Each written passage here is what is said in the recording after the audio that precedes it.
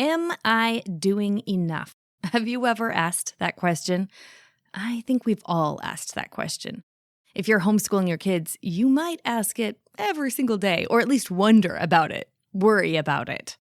We take up this work of homeschooling our kids because we want to raise them well. Parenting comes with no guarantees, of course, but we'd like to increase the odds of setting our kids up for success. And then we worry endlessly that we're not doing enough, that we aren't giving our kids what they need to succeed. If you're asking this question, am I doing enough in my homeschool? You are not alone, and we're going to talk all about it today.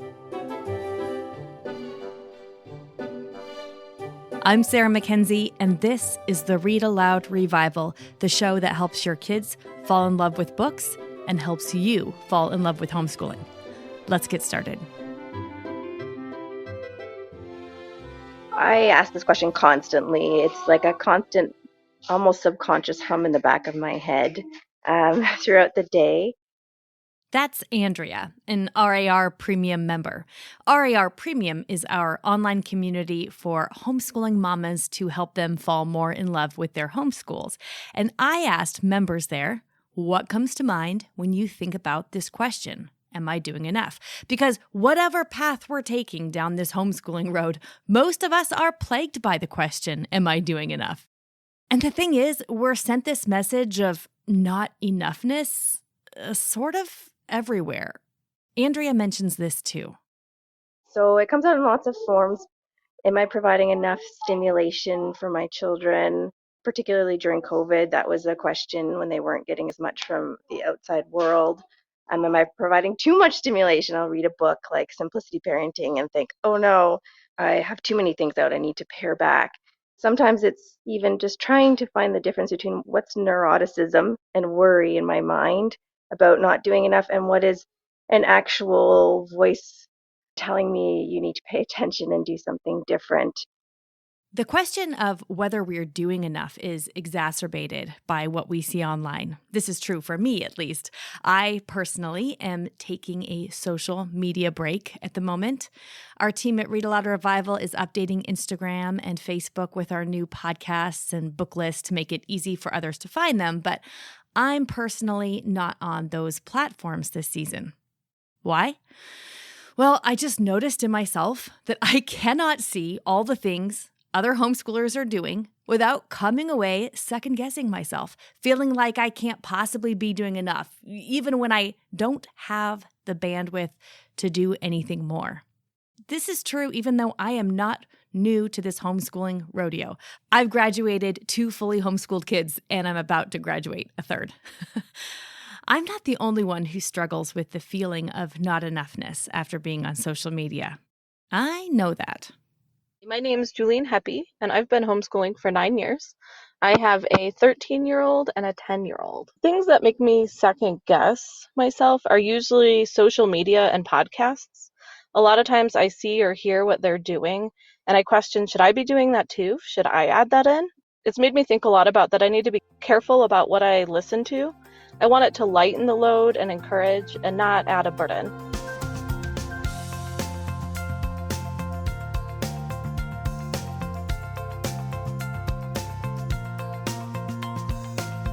I wrote an email a while back about how I was being really careful to guard my inputs, guarding what I'm allowing in, whatever I'm reading, watching, listening to, because I see the significant impact those inputs have on the way I move through the world and on the way I interact with my family.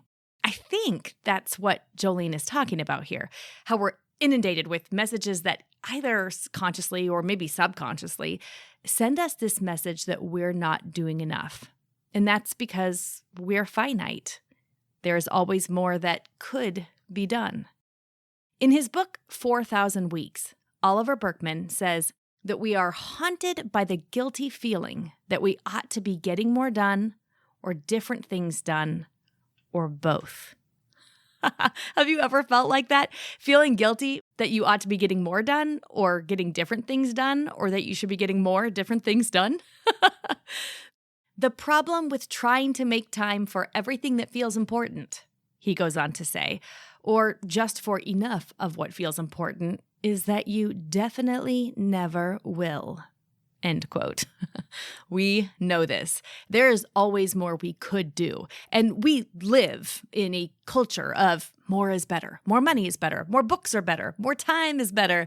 And social media, I think, exacerbates this because we see everyone else's more. I'll see one woman who grows her own food and another who takes her kids on an epic field trip, or maybe takes her kids on inspiring nature hikes. Someone else reads stacks and stacks of books with her kids, and another one makes these beautifully perfect birthday cakes based on their child's chosen theme. Someone's doing hands-on experiments for science, and another is teaching her kids to recite Longfellow and Shakespeare or something. So I'll see all of this in the course of maybe 60 seconds as I'm scrolling through my feed. And I don't know about you, but what my brain does is combine all of those different women into one fictional person, and I compare myself against her. I might have read aloud to my kids today, but I cannot remember the last time I did a science experiment of any kind.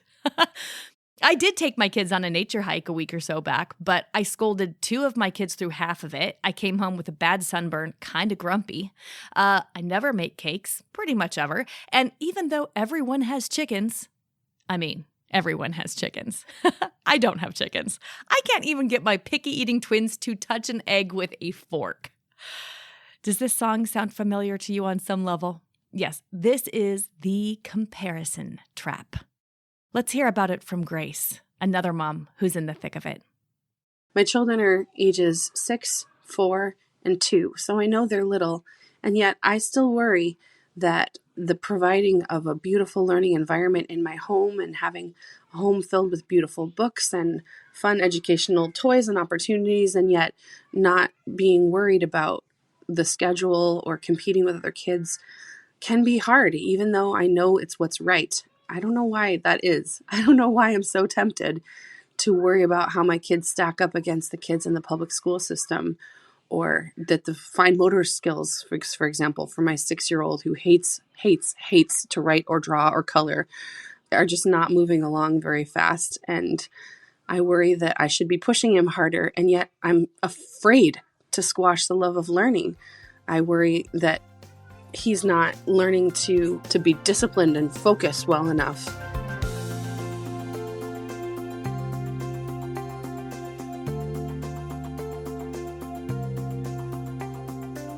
Hi, Sarah.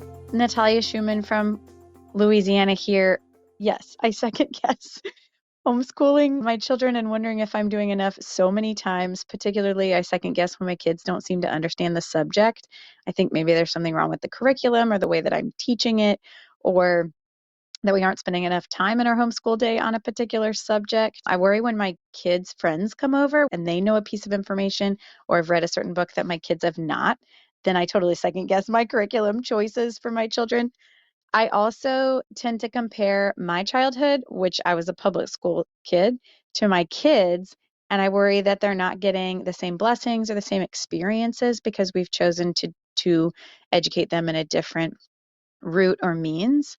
And then I also second guess my homeschooling when I hear of other moms doing poetry memorization or crafts, art projects. They're studying artists or composers, which I know that you're a great fan of.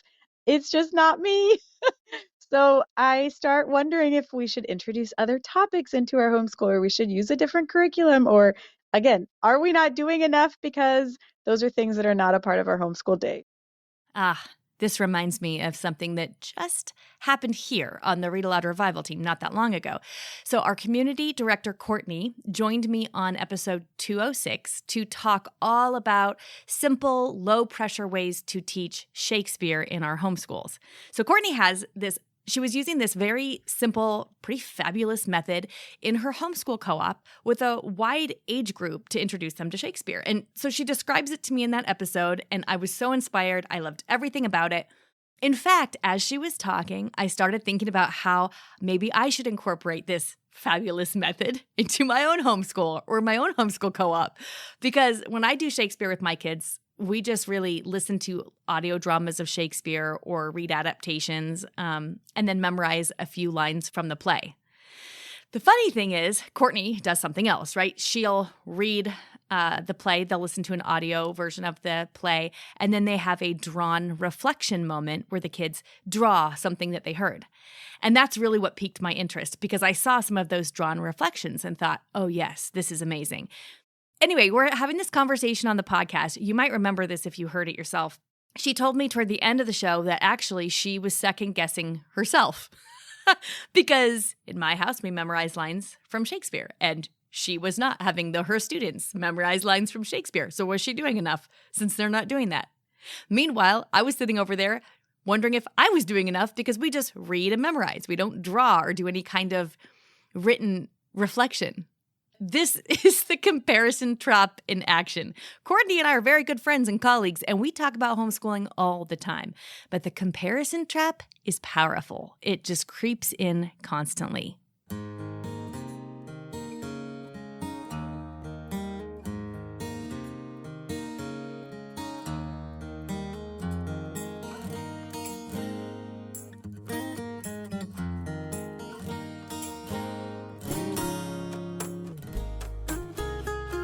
When my oldest daughter was 5, 6, 7, she couldn't read. Actually, none of my 6 children have been early readers. None of my 6 children were able to read at age 7. Most of them fall somewhere along the lines of dyslexic. But anyway, I didn't know this then. She was my oldest, and I wanted to homeschool her. And yet, no matter how hard I tried, and no matter what I did, she did not learn to read. So at the time, the next door neighbor had a boy who was about, a year and a half, 2 years younger than Audrey, and he was reading these giant novels, really long novels. And my older child who was homeschooled, could not sound out frog and toad. This played into every worry I had as a new homeschooling mom, right? Like, maybe I'm not cut out for this. Maybe I'm doing something wrong.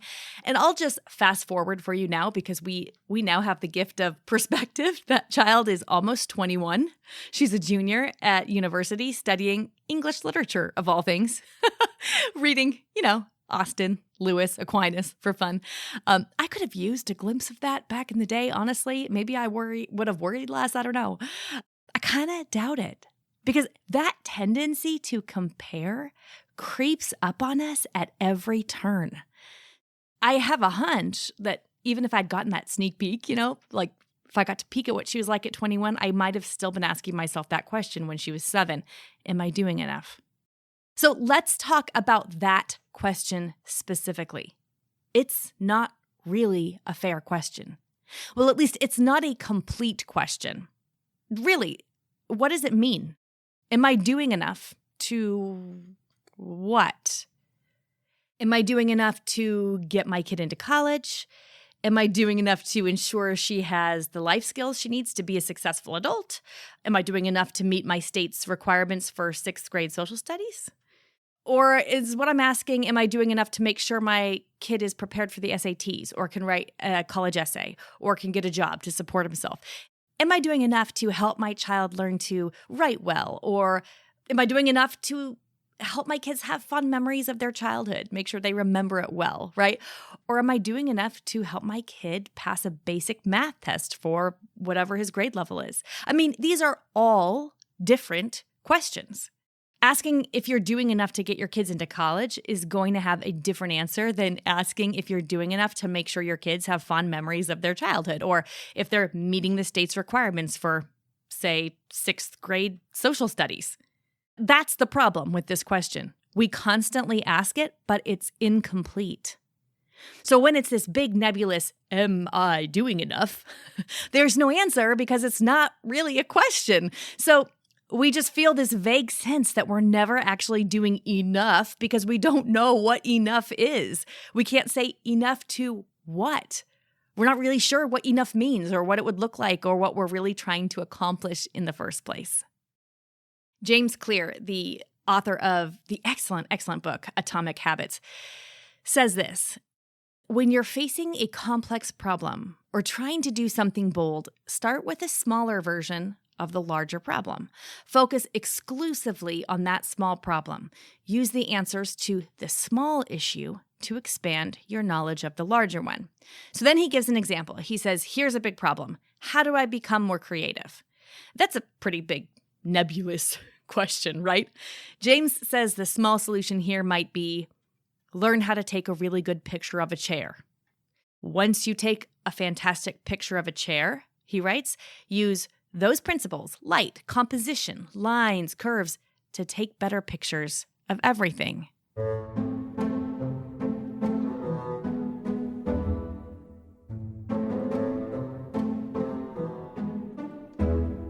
The question of, am I doing enough, is not a complete question. It's big and nebulous like a giant cloud, amorphous, constantly shifting. We can't get our arms or our brains around it. It can't be contained, and so it can't be answered. So we keep asking it, and then we continue to fail in answering it, and then we worry that since we can't answer it, we surely aren't doing enough. So let's make it smaller. You can't answer all of the questions of raising and homeschooling children with one question, right? So you're going to have to get a little more specific. So I think we should do that right now, together. So complete this sentence just with whatever comes to mind for you first, whatever's bugging you. Am I doing enough to blank? Finish that sentence any way you'd like. I'll wait.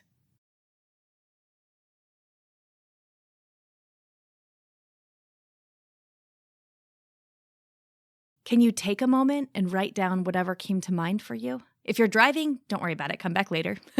But if you're, folding a pile of laundry or sweeping the floor or on a walk, can you pause just for a moment and tap that question into your phone, maybe into the notes app of your phone, or maybe onto a scrap of paper or your journal? Am I doing enough to blank? What's bugging you? What's the first thing that comes to mind? When you think about your child's homeschool and you're worried about whether you're doing enough, finish the sentence, fill it in. Am I doing enough to help my child write a college entrance essay? Am I doing enough to teach my child to read independently? Am I doing enough to ensure my child knows and understands our family's faith? How are you finishing that sentence today? Hey, Sarah. I'm Lindsay, and I'm from Greenville, South Carolina. And we're about to start our 9th year of homeschooling. And for me, I don't find myself worrying over specific subjects or college prep or checking off all of the boxes anymore. But the question that I find myself thinking about most is, am I creating an atmosphere in my home where my children delight in learning? When they leave my home, are they going to leave wanting to keep learning and to be that lifelong learner and actually enjoy learning? Wondering and worry if I'm doing enough to foster independent learning. My daughter typically asks for help and likes me to sit right next to her. And I've heard it once before that you can't help too much, but I didn't know if I would be fostering enough independence for when she is a little bit older and able to read directions and respond and think through things on her own. I want to be able to do that. Your answers here will change. They'll change next week. They'll change next month. Definitely, they'll change next year. But I think forcing ourselves to make that question more specific, not am I doing enough, but am I doing enough to blank, is really practical.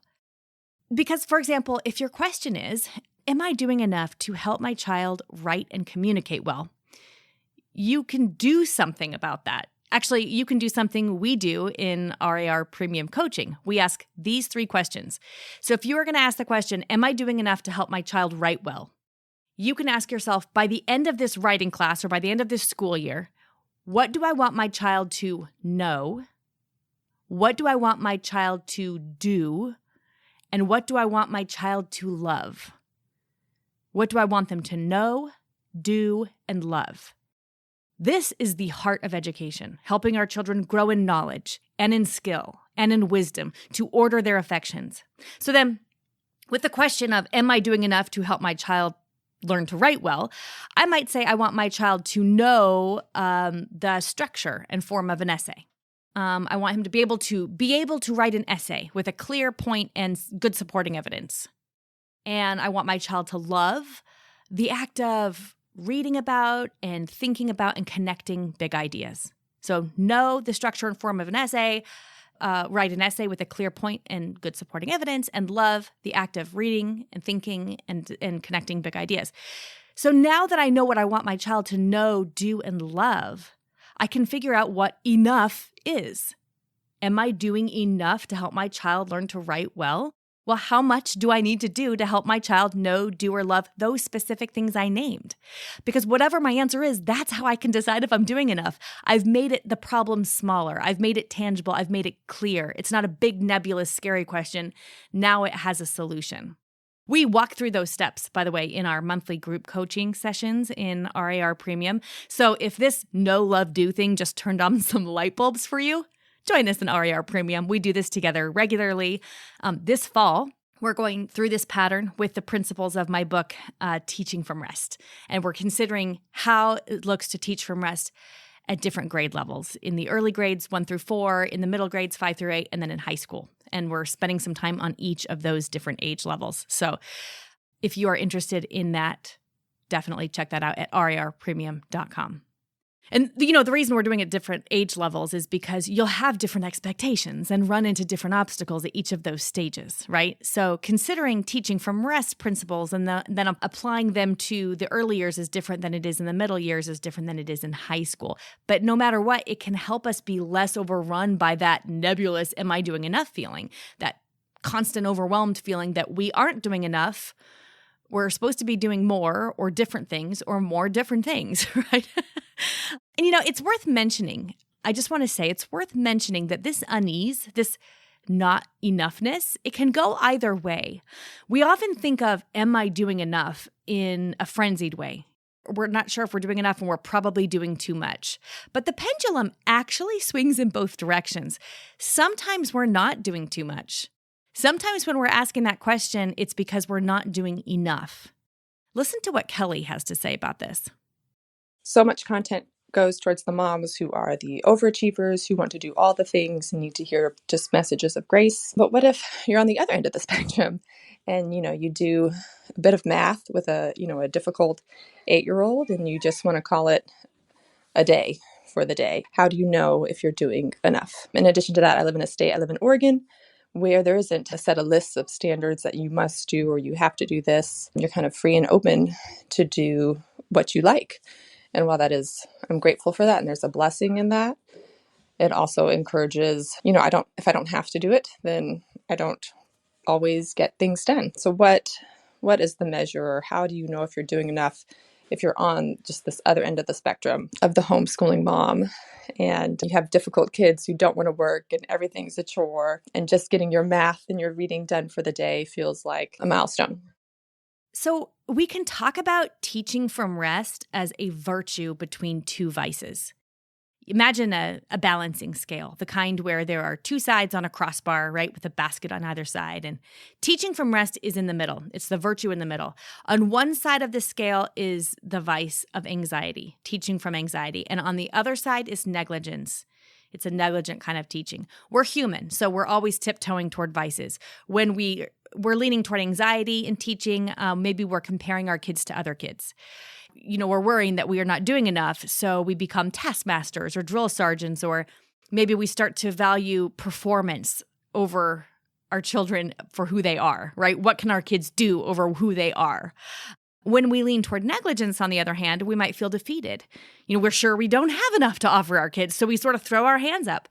In my house, I know I'm veering toward negligence when I'm letting my kids have too many screens or get lazy on their chores or talk back to me or talk back to their dad without being corrected. So rest is that place in between. We're showing up to do our work each day. We're doing it without frenzy. We're doing it with a sense of peace and calm about the work that we're called to do and the one who's called us to it. So in response to Kelly, your question about what's the measure if you're a mom who tends to lean toward the negligent side more often than the frenzied anxious side, I think the answer is actually the same. Just make that question specific. Not am I doing enough, but am I doing enough to, and then fill in that blank, finish the sentence. And then you can ask yourself that triad. What do you want your kids to know? What do you want them to do? And what do you want them to love in relation to whatever you're worried about? And that will help you know how much you do need to do in order to show up for your work each day and do it fully and well. It'll help you keep from overdoing, but it'll also help you keep from underdoing because now you know the work that's set before you. You know, all of this leads me to something else I need to tell you about in regards to this am I doing enough question. And that is that the answer is, to be honest, it's probably no. Because the question itself is sort of absurd. Doing enough was never our job. I know a lot of you have heard me say this on the podcast or in a speaking session before, but let's revisit Jesus feeding the 5,000 on the hillside. You know the story. The Lord is speaking to a throng of people and the disciples are getting anxious. There's too many people. You know, the disciples tell Jesus, everyone's getting hungry. They don't have enough to feed the crowd. They've got to just send everybody away. And this is actually how we feel on an ordinary homeschooling day. There are too many needs. There's only one of us. I don't have time for this. That's a normal way to feel when you're homeschooling your kids. I don't have enough for this. Whether it's enough time or enough money or enough patience, I don't have enough. But what really strikes me is on that hillside, Jesus could have instantly fed them all. He could have laid a feast in front of them instantly, but he didn't. He looked at his disciples, who he knew did not have remotely enough, and said, bring me what you have. Bring me what you got. All they were able to scrounge up was a small basket of loaves of bread and fish. For a few people, maybe. And yet that's what the Lord asked. Bring me what you have, and I will make it enough. And this is what he's asking of us too. This is what we do every day in our homeschool. We bring this measly little basket, and we're sure it's not enough, and we're right. It isn't. He makes it enough. So when we're asking that question, am I doing enough? We can almost kind of kindly laugh at ourselves. Of course we're not. We never could be. He never asked us to be enough or to do enough. He asked us to bring him what we have. If a new homeschool mom asked me this question, I would ask them, what's your homeschooling goal? What's your overall goal for when your kids are done with homeschooling? Or if it's related to a specific subject, I would ask, what is your goal for this subject? When we realize that different families have different goals, it's freeing, and it allows us to work in our strengths and in our kids' strengths. It takes away that comparison. For example, in history, my goal is that I want my kids to have great history discussions. I want them to understand how history has shaped where we're at today. Where another family might have the goal where they want their kids to know the dates and times and important people's names, and that shapes what we would choose to do within our homeschool. And when we realize that we have different goals, that's freeing. It allows us to use our strengths and use our kids' strengths. If someone asked me this question, no, I think what I might say that we're not supposed to worry about competing with the public school kids, and we're not supposed to be worried about how our children stack up against others. That the beauty of homeschooling is that we can focus on what is important to us, and that we can major on learning our catechisms and learning our Bible and learning to just love books and being together and creating a relaxed environment without having to worry about competing. And yet somehow I still fail to receive that message fully myself. Me too, Grace. And same as every person listening to this podcast. Am I doing enough? Make yourself finish that question. Enough to what? And also, probably not. And that's okay.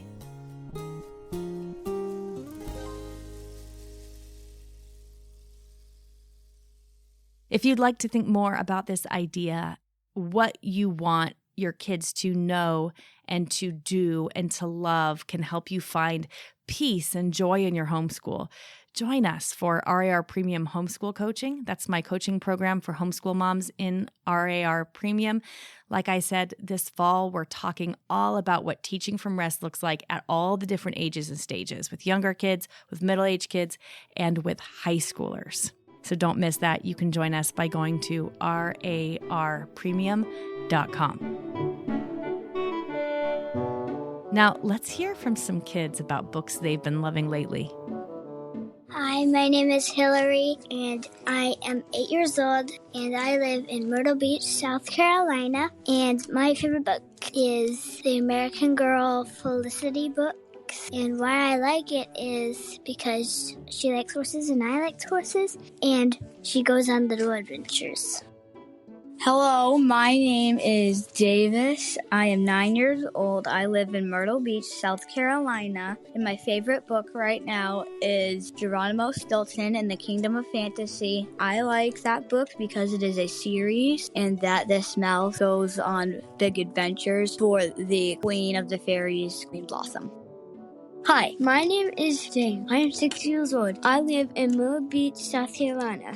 My favorite book to read right now is Bad Guys. I like Bad Guys because of the characters. The characters are funny. There is a piranha, a snake, a shark, and a wolf. They are very funny. What's your name? Hattie. And how old are you? 5. And where do you live? South Carolina. And what's your favorite book? Unstoppable. And what's your favorite part in that book? It's where they say Unstoppable and Crab Birtle Bear. Hello, my name is Karen, and I'm 5 years old. And where are you from? Castle Rock, Colorado. And my favorite book is Magic Tree House. I like When the Night Saves Them. What's your name? Jessie. And how old are you? 3. And where are you from? Castle Rock. What's your favorite book right now? Dragons love tacos. And what do you like about that book? When they give them tacos. When they give the dragons tacos? Ah. Good job, buddy. Hi, my name's Mary. I'm 7 years old. I live in Virginia. And my favorite book is Chang's Pepper Pony. The reason why I like it is because I love horses. Hi, I'm Aubrey, and I'm 5 years old, and I'm from Canada, Ontario. I like every little letter because there's walls at first, and then there is no walls at the end. Bye! Hi, I'm Nora, and I'm 8 years old. And I recommend I Want My Hat Back because it's just ridiculous. And then my favorite part about I Want My Hat Back is like it's a bear and he wants his hat back and he's asking around. And this little mole armadillo guy says, "What's a hat?" And so that's my favorite part.